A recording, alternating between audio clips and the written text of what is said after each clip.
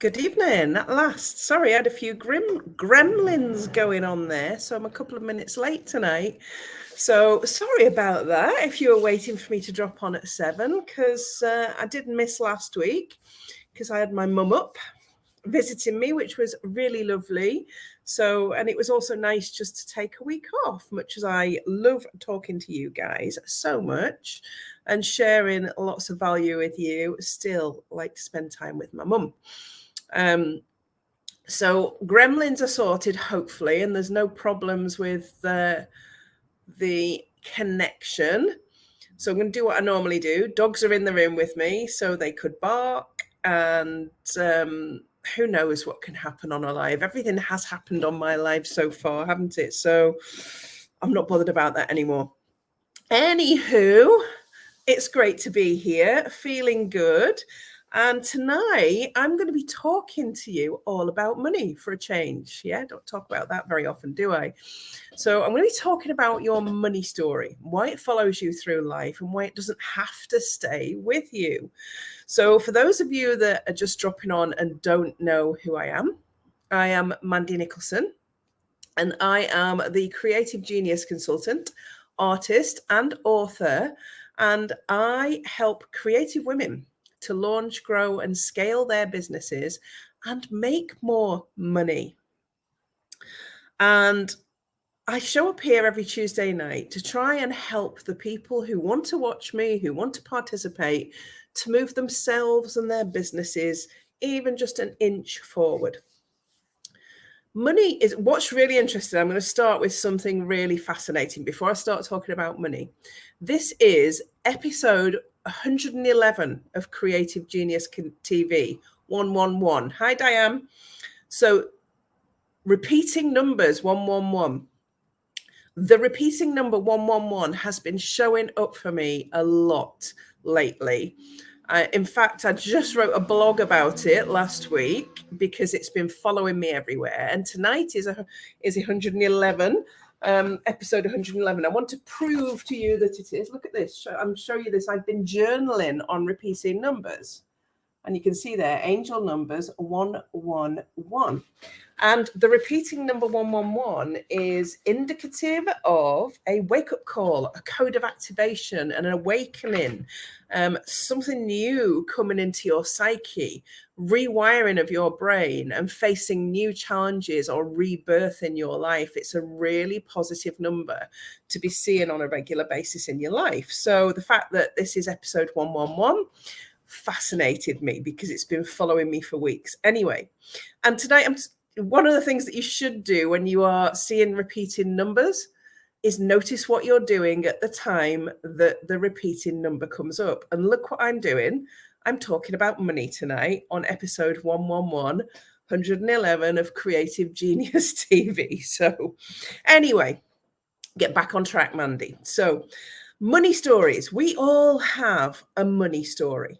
Even if you think you don't have a money story and you're okay with money now, I'm going to bet that you have, because even multimillionaires, billionaires still have money stories that come up and sneak up on them when they least expect it.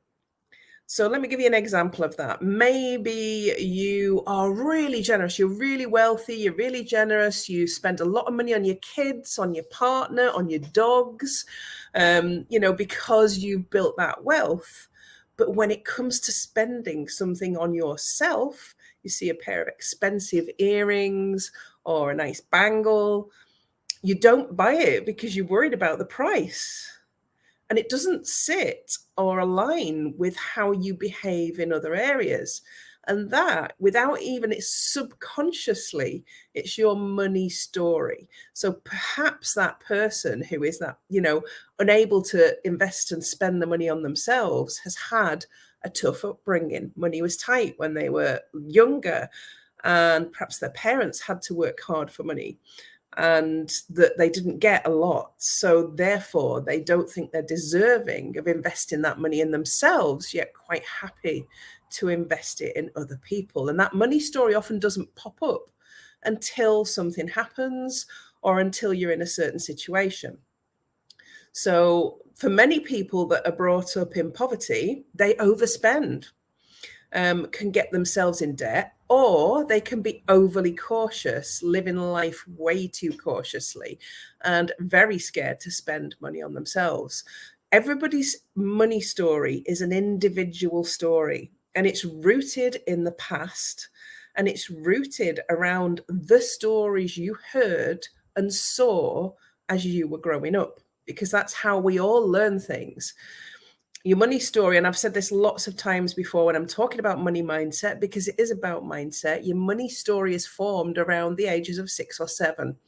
When you start to notice your parents or your, siblings or the people that are surrounding you talking about money, and you'll notice how they talk about money. So if they're saying things like, do I look like I'm made of money? When you ask for something, if that's the automatic response that you're seeing at that age, you will automatically associate money with having to work hard and not being enough money to pay for things. And that will follow you.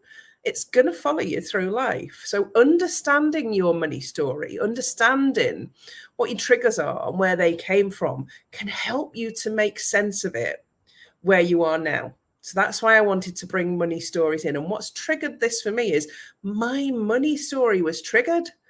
My money story, which I thought I had completely under control. If you look at my journey over the last couple of years, I have, launched my business, completely changed my life, bought my dream home for cash in Northumberland, sold it after Gary died, moved to Scotland, bought this house, my mini castle, have this big vision. I've got it all going on, haven't I? It looks like I've got it all sorted. And then what's happened is, because of COVID and Brexit, the price of materials and contractors has gone through the roof. So my house, the cost of renovating this new mini castle that I've bought has doubled from its original quotations. So I have basically had to go out and find money to borrow money. And I have not borrowed money for a long time, because remember, I was at rock bottom in 2009. I was bankrupt. And being bankrupt taught me to be really careful with my money. I invested well. I recreated my wealth. I learned a lot of lessons. I was in control for 11 years where I didn't need to borrow. I always had enough money. My ducks were in a row. And all of a sudden, I've been faced with having to borrow money to finish off this project, because it's massive. Don't underestimate how massive this project is that I'm doing right now. It's a 7-bedroom house. It was built in 1863. The roof was crumbling. The walls were crumbling. We've had to put new walls up. We've had to insulate it. We've had to put a whole new roof on, new windows in, you name it. Everything we've touched has crumbled. So it's been really, really expensive. Not what I expected. And the money story, my money story of, you lost everything 11 years ago and you were bankrupt and you will never be in debt again, because you're going to be so careful and you're going to be in control of your money, reared its ugly head. Because all of a sudden, I had to borrow money. And I was like, I don't want to. I've not done this for a long time. I don't want to do this. Actually made me feel physically sick.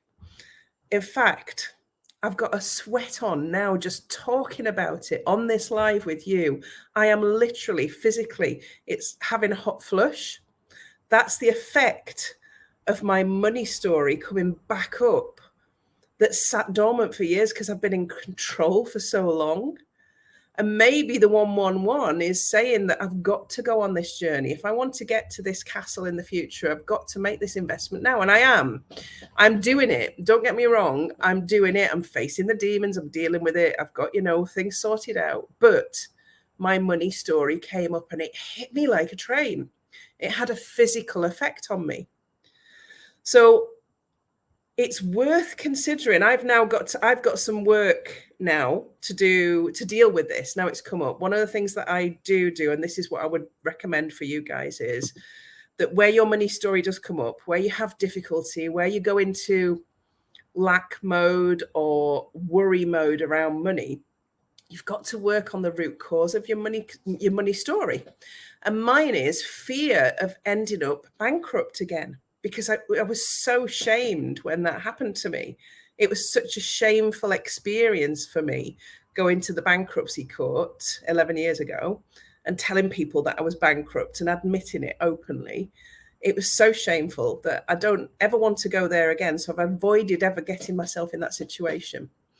So I've now got some work to do around my money mindset again. It's what I talk about all the time, but it's actually, this is also okay. That's why I'm sharing this with you tonight and telling you this story, because it's okay. We will always, always, always need to work on our money mindset and our money story, because it's going to pop up at the most unexpected times. So when it pops up, it's about saying, there you are. You've popped up again. I've not seen you for a decade. And I remember the feelings and the hot flushes and the sweats and the sick feeling in my stomach. It's the same feelings as I had in that bankruptcy court. The embarrassment, looking at my shoes, feeling really ashamed for getting myself in that situation, even though it wasn't all my fault. I just glanced up there at 11 minutes 11 on the live clock, 1111. These numbers are following me. So this rebirth that I'm going into is about me. I will take this and accept this as a message from the universe for me to take stock of where I am and what these feelings that I've experienced in the last couple of weeks around money, in that I need to revisit the emotions connected to money for me. So if I'm doing that and I look like I've got it all going on, then I'm going to imagine that most of you will have this love-hate relationship with money, where we go into lack, or we go into worry, or we go into concern, and you never know where the trigger's going to be. So it starts by thinking about your childhood and how your parents and the people that surrounded you viewed money, behaved around money. Were you brought up in a low-income, hard-working family? Now, I've got to say, I was brought up with parents who had enough money. Money was easy. Money came easy. Money, my dad worked in Saudi Arabia. He got paid cash. He got tax-free money in Saudi Arabia. There was a clause in that he could only spend so many days in this country. But we always had plenty of money, so we never wanted for anything, which meant that when I went out as a teenager to university, I was pretty clueless, actually. I thought there'd always be enough money. And I thought if I got a loan or a credit card, it'd be easy to pay it off, that, there'd always be enough, because that's how I'd been brought up. So I got myself in debt quite a few times, actually. And then so did my sister. She had the same behavior as me. So we'd both come out of our youth with the same money story and the same lack of respect for money. And I had to learn the hard way that, you've got to be in control of money, or money is in control of you. And you will never have an easy and abundant life until you have more control over your money story. So step one is to really think hard and journal about what your money story is. What is it? What mistakes have you made? Were you wealthy as a child or poor as a child, and did that impact you? Did you get into debt as a teenager, in your early 20s? Did you overspend and overconsume? Do you do it now? Do you buy nice things for instant gratification that you can't really afford and that you don't really need? Does it make you feel better? Is there an emotional connection with spending money? Now, I know for a fact that my sister had instant gratification from buying things that she didn't even need, that she really didn't need. Just the process of purchasing something and it coming and having the excitement of owning it and opening it. And she still does it to a certain extent now. Sorry, Ange, if you're watching, where she'll buy a lot of clothes, nice clothes, and then they'll sit in the wardrobe with the tags on and she'll never wear them. But it wasn't actually about the clothes. It was about making the purchase, opening the item and owning it, not about actually needing something. So her money story continues for her. And we all have this. So think about where you were as a child, age 6 or 7, and what the messages were that were coming through to you at that time from the people that you looked up to in your life. Then what were the messages that you were receiving as a teenager from your friends and your peers? What about when you had your first job? Were times hard then? What about when you bought your first home? Had your children? My parents were low income, hardworking. They didn't treat themselves. And my dad used to count his money every Sunday after a pint. I don't treat myself, but I do treat my grown up daughters. Yes, Diane. Yes, that's what happens. That you're caught in that money story, that money cycle that's been passed down from the previous generation. It's like an inheritance you didn't want nor didn't ask for. And what the danger is that we don't pass that on to our own children. And actually, because I had a better understanding of my money story when my children were small, because when I lost everything in 2009, my daughter was 9 and my son was 5. So they were young enough, safe and safe, yeah. They were young enough for me to not pick up any negative vibes around money, because they didn't know that I'd been bankrupt. They just knew we were moving house. I didn't tell them anything. And I always kept my vibe around money quite high. And my daughter is 21 and she saves for everything. She won't borrow a penny. She actually gets the sweats if she's got less than £2,000 in her bank account. So I think I've passed on a much better respect for money to my children than I had when I left home, because I've been really open about it. I sat down with my children age 14 and showed them how to do a monthly household expenditure list. They didn't have a clue what I was talking about, but I did it every 6 months until they did, and how to manage their money. So you don't have to pass it on to the next generation, even though you may already hear yourself saying some of the same things that your parents said. And you will say it and you'll go, oh, that's my mother talking, or oh, that's my dad talking around money. And it's one of the hardest things to shake. Of all the things that we get passed on to us in our lives, our money story is the hardest thing for us to shake and for us to change, but you can do it. So how do you do it? You have to retrain your brain around money, thinking about money. And you can only do that through getting your ducks in a row, budgeting. And I know that's awful stuff that nobody wants to do, but budgeting. And also, if you are scared to spend money on yourself, Diane, I'm just going to, since you're on there, having a budget every month that is just your disposable income that you spend on yourself, on something that you want or need, and allowing yourself it could be £20, but that £20 is what you invest just in something that you want. So I do this monthly. I have a budget every month for getting my lashes and brows done. Okay, so I allow myself £200 a month to have my lashes and brows done, and any other beauty treatments or anything else nice that I want. And every quarter, I allow myself to go and buy a piece of art or something that brings me great joy.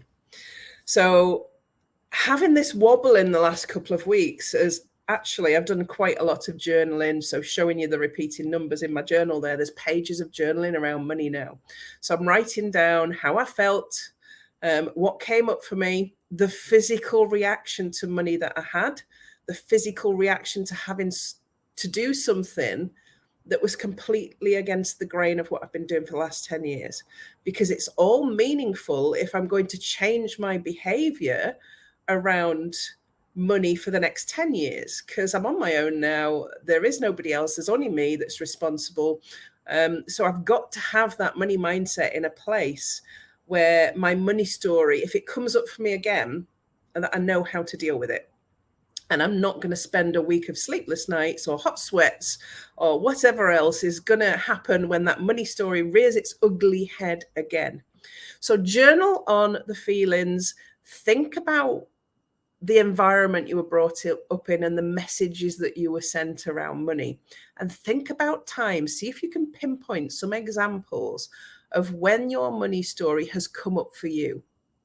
Perhaps it's been when you've been needing a new car and you've maybe spent less than you really wanted to, or a new outfit for a wedding, or somebody's invited you to go away for the weekend and you've refused because you saw that as too much of a luxury. Think about events and things that you can pinpoint, that you can see where your money story has come up, and journal on that. Write it down and try and remember the feelings that came up at the time. Because the only way that you can move past your money story and that it doesn't follow you through the rest of your life is to actually address it head on, is to face it down and address it head on. And Diane, you've put save, save, and save there. And actually, you can save, save, save, and save and have lots of money in the bank and drop dead tomorrow and you don't get to spend it. I think there's a balance in life, isn't there, where your savings just automatically go out, but you make sure you've got enough disposable income to enjoy the life that you have right now and live it to the full and have some of the things in it that you really want. And that's okay too. So it's that balance, because we all have these extremes. We've got to save every penny just in case for a rainy day. We must have money. We must have money put away for a rainy day. Or, sod it, life's too short. I'm going to spend it all and end up with nothing in my bank account and in negative and in overdraft. So there's extremes. You're right, Mandy. Yeah, there's extremes that we have with money, and they're all attached. All of us, they're attached to our money story. So it's time to rewrite the narrative of your money story and decide how you want it to look for the rest of your life. And actually to put yourself on the agenda in your money story, because you're important too. You literally have one life. Do not waste it by saving all your money.